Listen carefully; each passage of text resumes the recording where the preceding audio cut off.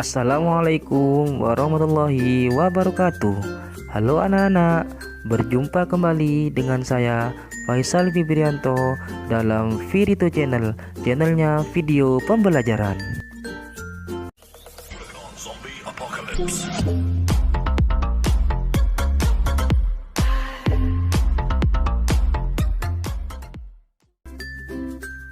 Sebelum masuk ke dalam materi, jangan lupa ya, klik tombol subscribe dan tekan tombol lonceng notifikasinya agar tidak ketinggalan video terbaru dari Virito Channel. Sebelum memulai pembelajaran, kita berdoa dulu yuk agar kita mendapat keberkahan. Bismillahirrahmanirrahim. Rabbi zidni ilma warzuqni fahma. Ya Allah, tambahkanlah aku ilmu dan berilah aku pemahaman. Amin. Pada video pembelajaran kali ini, kita akan membahas tentang pelajaran yang kelima, yakni cinta Nabi dan Rasul. Masih ingatkah kalian arti rukun iman, bukan? Ada berapa rukun iman? Pasti masih ingat. Nah, sekarang kita akan membahas tentang rukun iman yang keempat, yakni beriman kepada Rasul. Rasul adalah utusan Allah. Rasul bertugas menyampaikan wahyu Allah agar manusia beriman kepada Allah.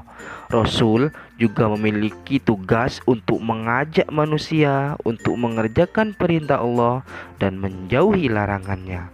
Mereka mengajarkan akhlak mulia agar manusia hidup selamat dan bahagia di dunia dan akhirat. Jumlah Rasul Allah yang wajib dipercayai ada 25. Rasul yang pertama adalah Nabi Adam, sedangkan Rasul yang terakhir adalah Nabi kita, Nabi Muhammad Sallallahu Alaihi Wasallam. Sekarang kita masuk ke dalam subbab yang pertama, yakni teladan Nabi Adam alaihi salam. Anak-anak tahu ndak siapakah manusia pertama itu? Ya benar, Nabi Adam adalah nabi yang pertama.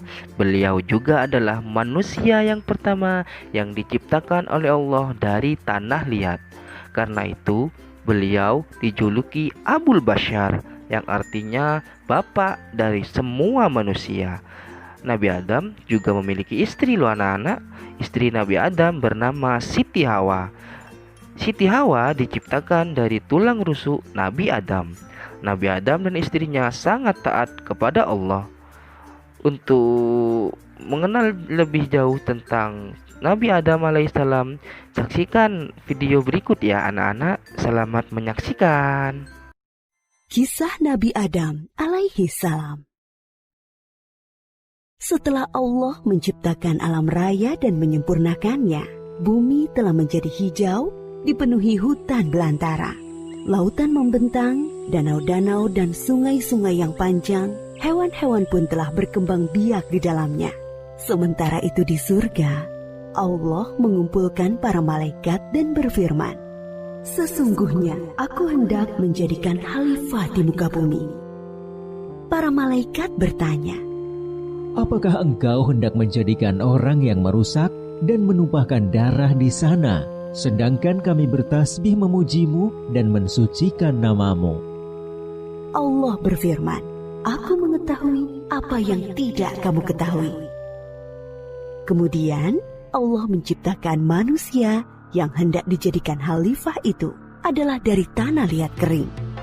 Setelah sempurna penciptaannya, Allah meniupkan ruh ke dalamnya. Manusia pertama ini dinamai Adam. Berbeda dengan para malaikat, Adam dikaruniai akal sehingga mempunyai kemampuan berpikir yang kuat. Allah mengajari Adam tentang benda-benda yang ada. Kemudian Allah memperkenalkan Adam kepada penghuni surga dan berkata kepada malaikat, "Sebutkanlah benda-benda ini."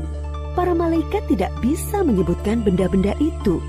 Lalu Allah menyuruh Adam menyebutkan benda-benda itu, dan Adam bisa menyebutkan semuanya. Allah berfirman, "Sujudlah kamu kepada Adam." Maka semua malaikat tersungkur sujud kepada Adam untuk menghormatinya. Tetapi iblis tidak mau sujud. Allah menegur iblis, "Kenapa Mengapa kamu tidak sujud kepada Adam? Aku lebih baik dari dia. Engkau ciptakan aku dari api, sedangkan dia dari tanah. Allah berfirman, keluarlah dari surga. Kamu terkutuk dan terlaknat sampai hari kiamat.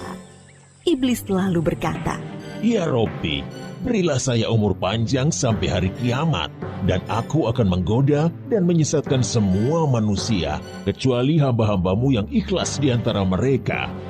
Allah berfirman, kamu diberi umur panjang sampai hari yang ditentukan. Sesungguhnya kamu tidak bisa menjerumuskan hamba-hambaku. Yang mengikutimu hanya orang-orang yang sesat. Adam tinggal dengan bahagia di surga.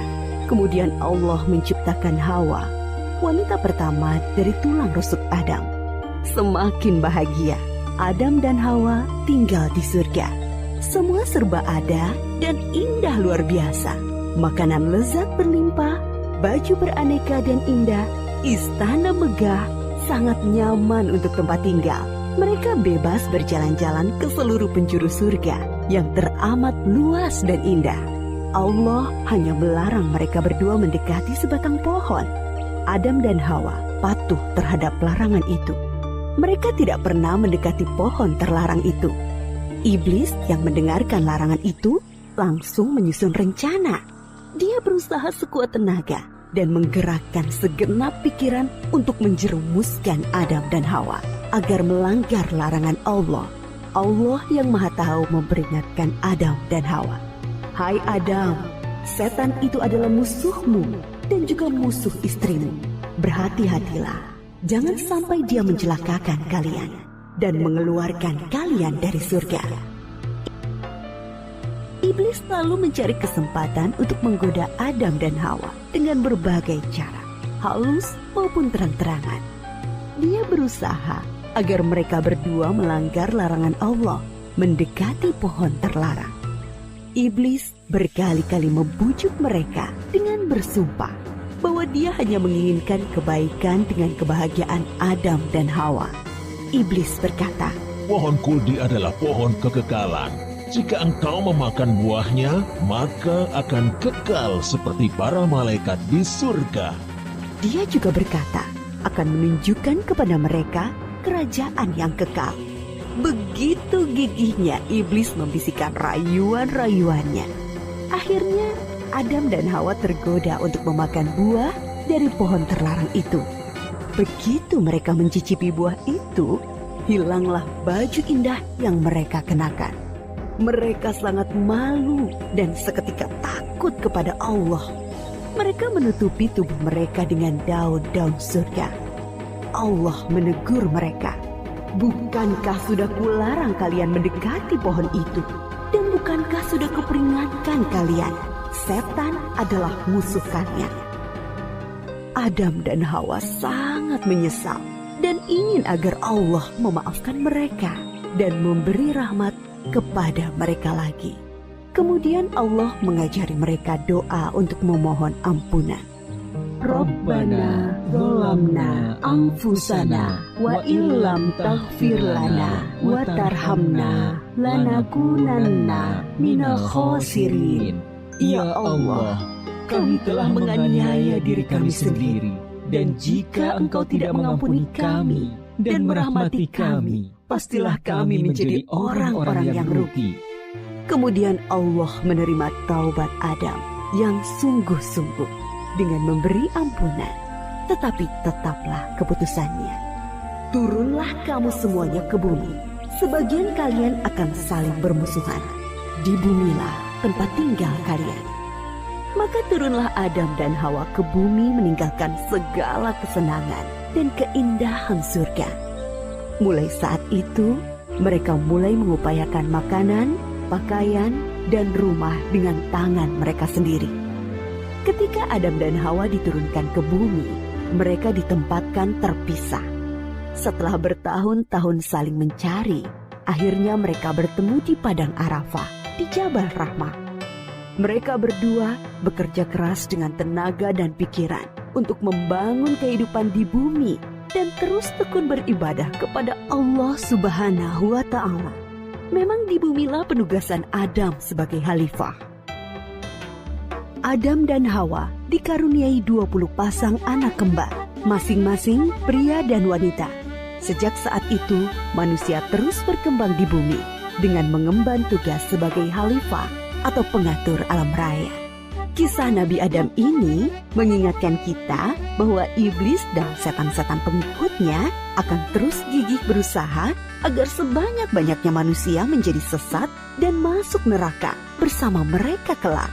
Namun jangan takut, godaan iblis dan pasukannya tidak mempan terhadap orang-orang yang ikhlas berserah diri kepada Allah. Nah, setelah anak-anak melihat kisah Nabi Adam, anak-anak harus meneladani Nabi Adam alaihissalam. Sikap apa yang perlu diteladani dari Nabi Adam alaihissalam? Yakni yang pertama, selalu berhati-hati dan berpegang teguh pada ajaran Islam agar terhindar dari godaan setan yang terkutuk. Yang kedua, jika berbuat dosa, segeralah bertaubat. Yang ketiga, jika berbuat salah, segeralah minta maaf. Dan yang keempat adalah berani menanggung akibat dari kesalahan yang kita buat. Dan yang kelima atau yang terakhir, tidak mengulangi kesalahan yang sama. Diteladani ya anak-anak dalam kehidupan sehari-hari. Sampai di sini dulu ya. Subhanakallahumma wa bihamdika asyhadu an la ilaha illa anta astaghfiruka wa atubu ilaik. Sampai jumpa. Wassalamualaikum warahmatullahi wabarakatuh.